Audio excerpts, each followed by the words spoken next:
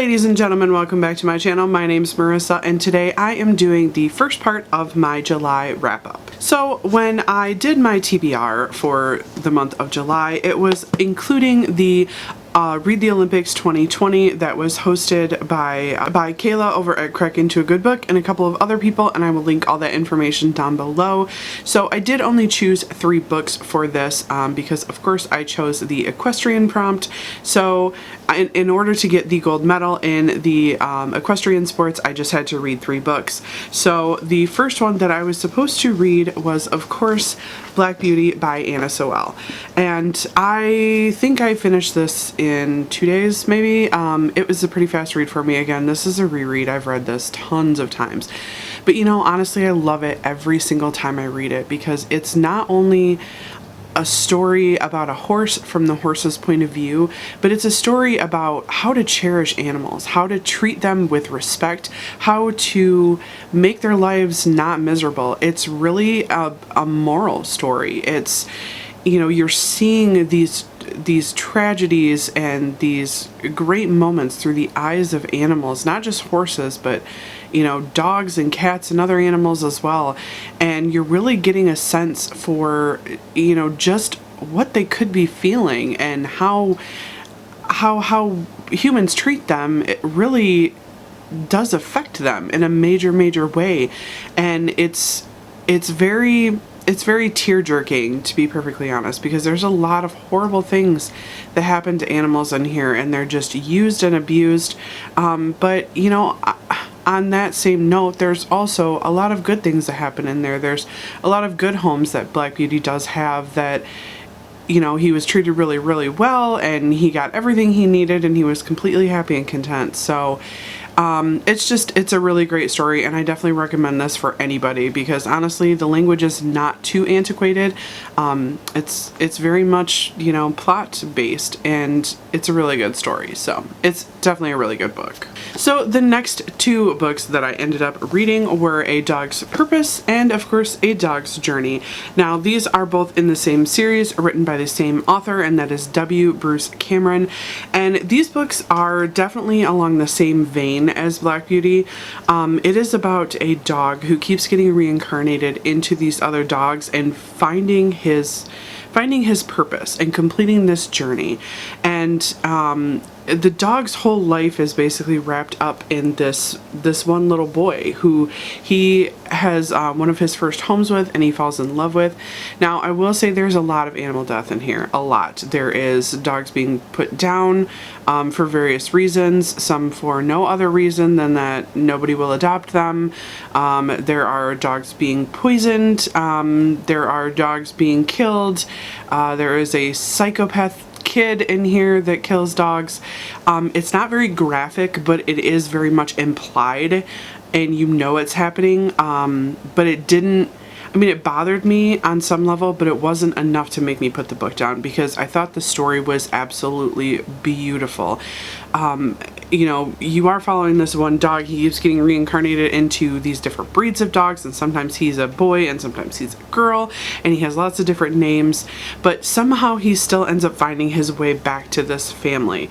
Now, eventually, you know, spoiler alert, his owner dies at some point from old age, and he ends up following other members of the family, and he's basically like this guide dog, and he loves them and he helps them out with things, and he's exactly what they need when they need it. And I just thought it was a beautiful story. At the back of the first book, A Dog's Purpose, there is a story about the gentleman who wrote this.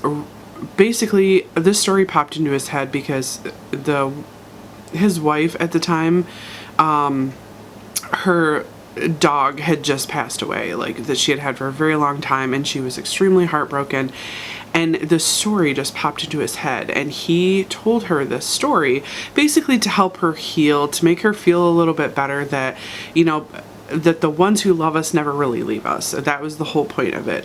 And I thought it was beautiful that he said that this was the only story that he's written in his entire life that just in its entirety popped into his head, and that he didn't have to hardly do anything to it after he thought of it. I mean, just because it was that fully formed.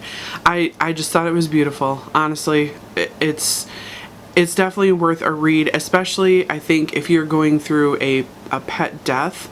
I think this is an exceptional series to read. Just because I think it would help. It gives you a little bit of closure, maybe, you know, helps you feel a little bit better about the life that you gave your animal. So I definitely highly recommend these, but they're a little bit of tearjerkers, so just be aware of that. So those were the 3 books that I read for the Read the Olympics 2020. So I did get my gold medal. Yay! So exciting. So anyway, of course, after that, I did go on to do my Read It or Lose It challenge because, of course, as you guys know, for the last couple of months, I've been doing this thing where I have to read the books on my TBR or I lose them.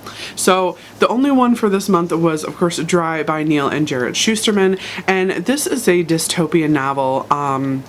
Essentially about the water running out in California. Like, they literally have no tap water, they have no bodies of water that they can drink from, and everybody becomes what they call in here water zombies. And so it's about this group of kids that are basically struggling to find somewhere where they can find water. Their parents essentially disappear, and the story is only told over a matter of like a week. And it was a journey, let me tell you. It's very, very fast-paced. It did take me a little bit to get into because I just wasn't in the mood for it at first. But once I got into the story, it was really, really intriguing. And I thoroughly enjoyed it. I thought that the characters were very distinct and very believable. I thought the plot moved forward very well.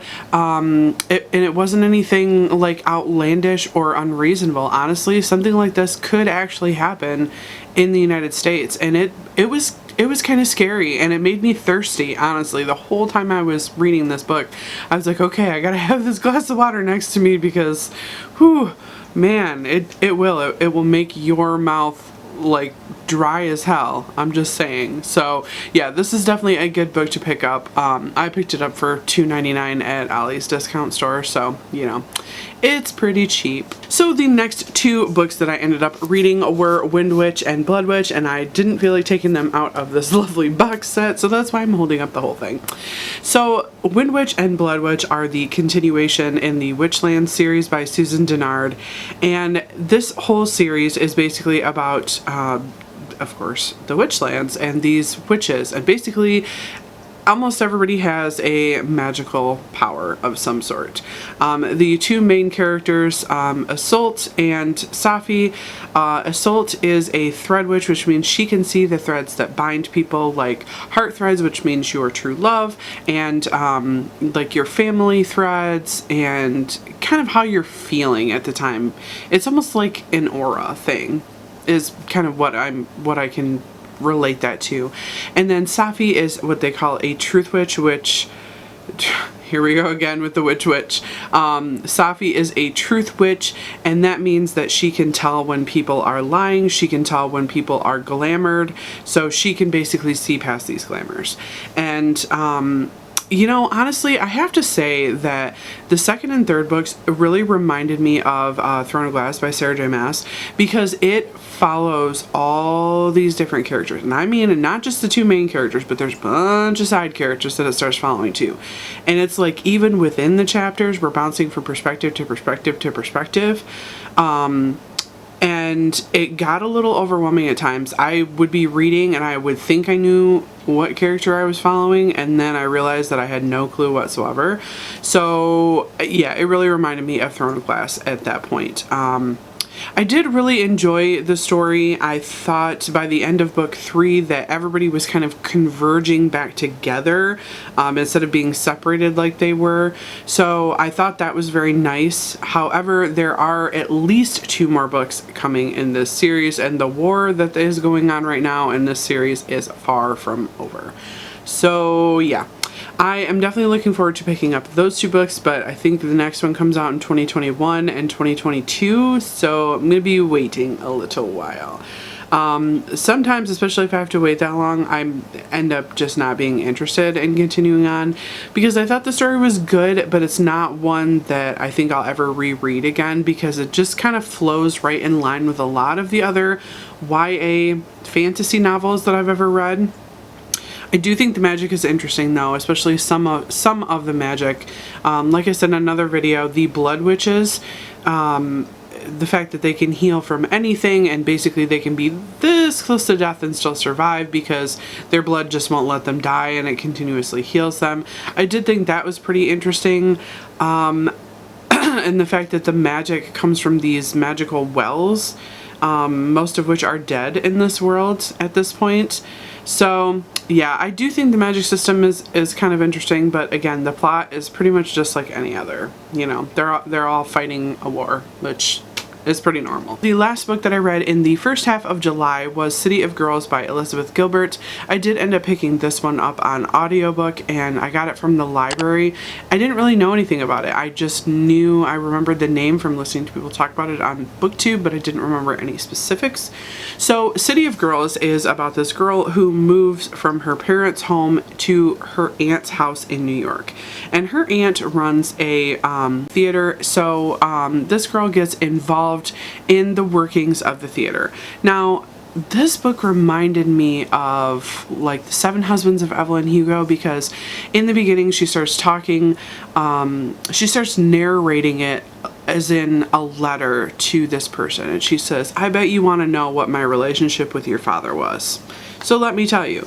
So then she starts off her story from the very beginning when she first moved to New York and is living with her aunt.